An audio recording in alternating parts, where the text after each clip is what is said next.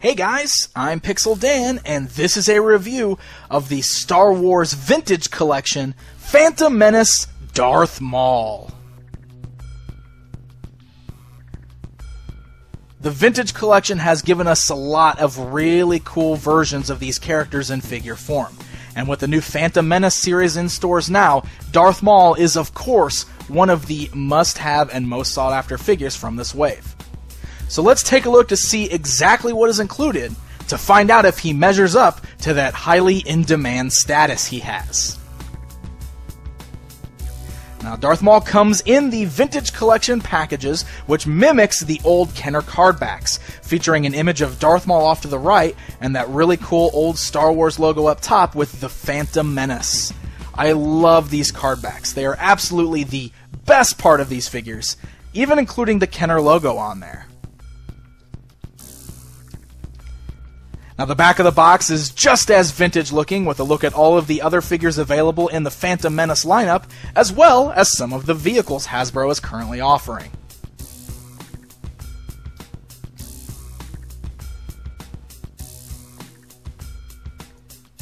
Now, there's actually quite a bit going on with this Darth Maul here. There are a lot of accessories so that you can get very different screen-accurate looks for Darth Maul in figure form, which is very cool and one of the things that the Vintage Collection seems to do very well.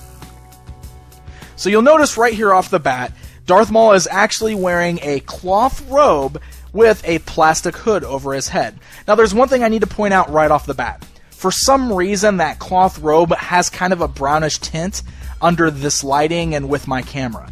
I can promise you that in person, this cloak does not look this brown. It does look much more black, but I think the material that it's made out of just looks a little lighter under this light.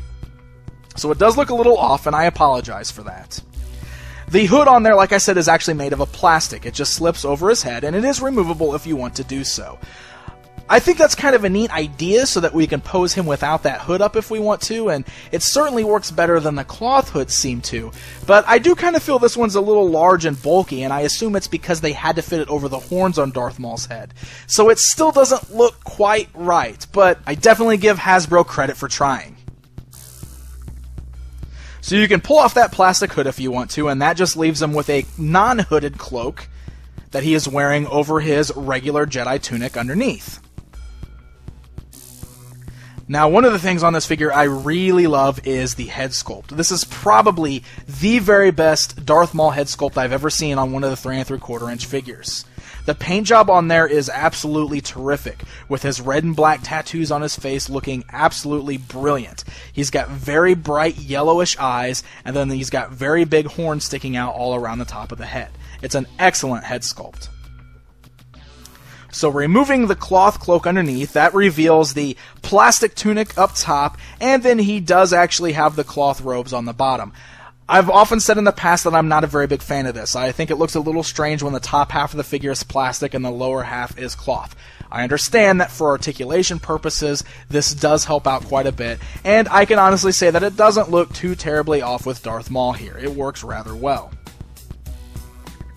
A lot of the details I like put in here are really cool, such as he's wearing the little silver bracelet over his left wrist that you saw him wearing when he was controlling his probe droids on Tatooine. So very cool that they included something like that.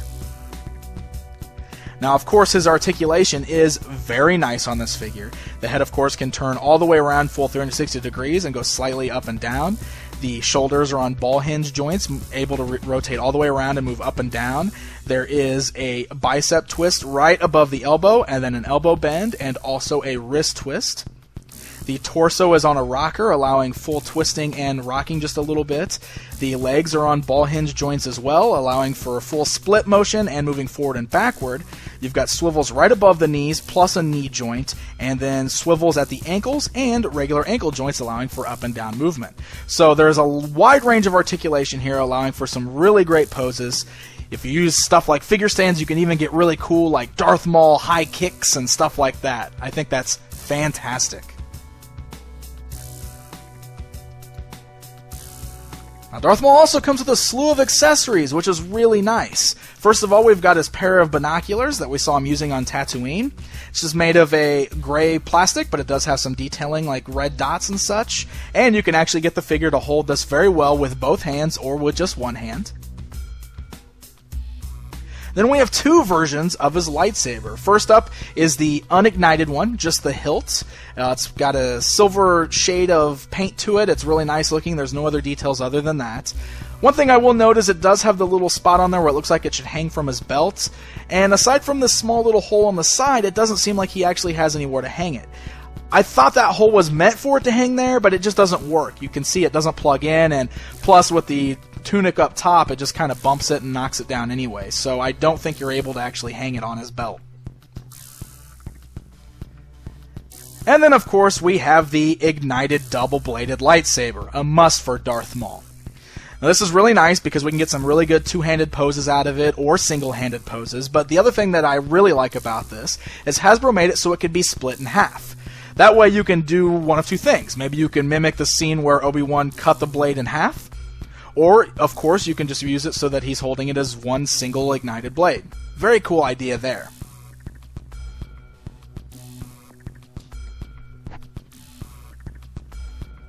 So there you go, guys. There is a look at the brand new Vintage Collection Darth Maul figure. He's got a lot going for him. I will go ahead and list my minor complaints that I don't really like the sculpted hood very much. I understand that Hasbro was trying to make it look a little bit better than just the cloth ones, but still it doesn't quite work for me. And the cloth tunic looks nice in person. It does have a little bit of a lighter shade, which makes it look brown in these videos, but in person it looks pretty good. So overall, I would say that this might very well be the ultimate Darth Maul figure. He's got a lot of accessories, he's got great articulation, an amazing sculpt, especially on the head. I think he would make a lot of collectors very happy. Now, this wave of Star Wars vintage figures are in stores right now, but if you don't want to do any hunting, why not head over to www.pastgenerationtoys.com to check out their selection of Star Wars vintage collection figures and all of the other awesome things they have to offer. Until next time.